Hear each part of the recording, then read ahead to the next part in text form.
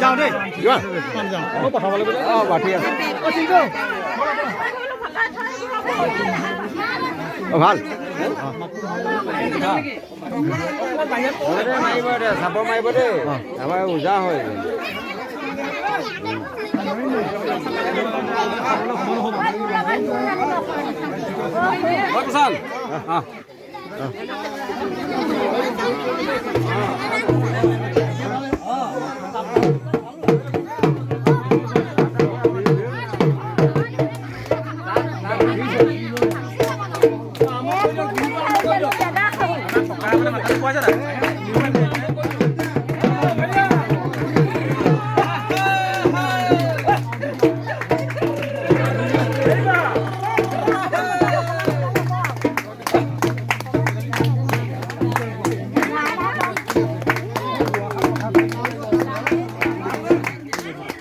ঢোলটো গণ্ডলটো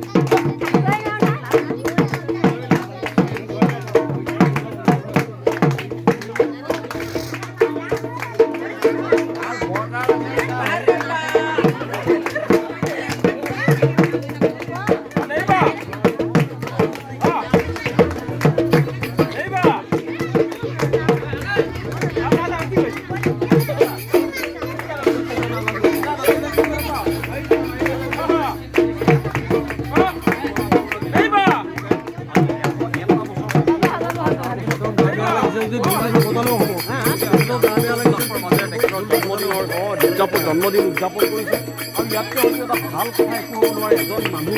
সুস্থ সবল আৰু হৈ জীয়াই থাকিবৰ কাৰণে তেখেতক যিমানখিনি প্ৰেৰণা অনুপ্ৰেৰণা যোগাব লাগে গাঁৱৰ ৰাইজে পৰিয়ালে সকলোখিনি তেখেতে কিছু সময় পূৰ্বে আমি দেখিছিলোঁ যে তেখেতৰ এটা কেক তেখেতে কাটিছিলে নিজ হাতেৰে কাটি তেখেতৰ পত্নীক সেই কেক খুৱাইছিলে পত্নীয়ে তেখেতক সেই কেক খুৱাইছিল আৰু তাৰপাছত বিভিন্ন গাঁৱৰ ৰাইজে ইতিমধ্যে তেখেতক সম্বৰ্ধনাৰে তেখেতক বহু ইতিমধ্যে সন্মান প্ৰদান কৰিলে লীলা হাজৰিকা 101 বছৰ সম্পূৰ্ণ কৰি 102 বছৰ হৈ গৈছে আৰু তেখেত এটা সময়ত 1962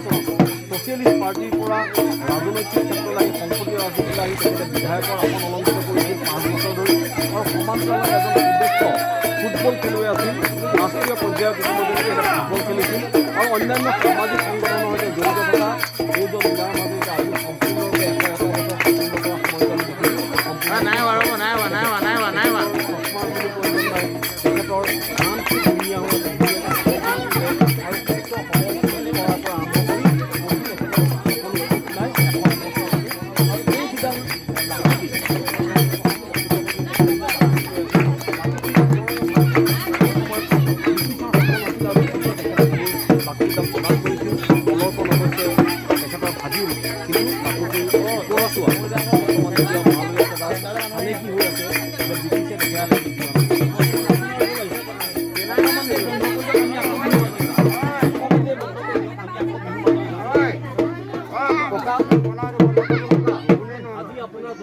101 বছৰ সম্পূৰ্ণ হৈছে